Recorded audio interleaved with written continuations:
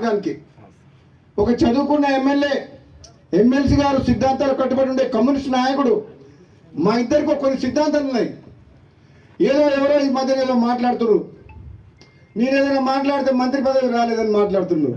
అది మంత్రి కావాలంటే ఎల్బీనగర్ పోర్ట్ చేసుకొని మంత్రి ఇస్తామని చెప్పిర్రు.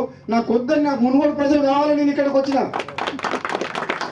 నన్ను ఎవరన్నా నీకేం కావాలి, మంత్రి పదవి కావాలన్నా, మునుగోడు ప్రజలు కావాలన్నా, మునుగోడు ప్రజలు అభివృద్ధి కావాలంటే నేను మునుగోడు ప్రజలు కావాలి, అభివృద్ధి కావాలంట.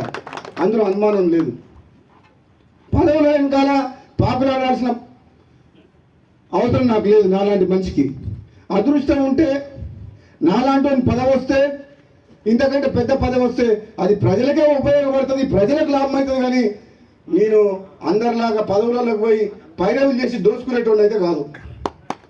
ఎవరికి కావాలి పెద్ద పెద్ద పదవులు?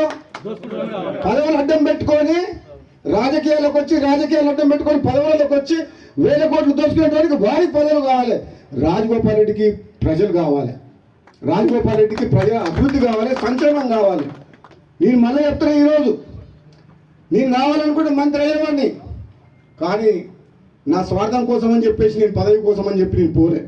నేను మళ్ళీ ప్రజల కోసమే మళ్ళీ పార్టీ మారి కాంగ్రెస్లోకి వచ్చి, మీరు ఇస్తానని హామీ ఇచ్చిండ్రు, ఇస్తారా ఇవ్వరా అది మీ ఇష్టం. అవకాశం వస్తే ఎప్పుడన్నా, నేను కూడా సీనియర్ని కాబట్టి, తెలంగాణ ఉద్యమంలో ఉన్నా కాబట్టి, నాకంటే జూనియర్లకు నిన్నమని వచ్చిన ఇతర పార్టీ వాళ్ళందరికీ ఇచ్చారు కాబట్టి, మీరు ఇచ్చిన మాట నిలబెట్టుకుంటే, మీరు ఎంపీ గెలిపించమంటే గెలిపించినాం, పార్టీలకు రమ్మంటే మేము నమ్ముకొని వచ్చినాం. ఇస్తారా ఇయ్యరా అది మీ ఇష్టం.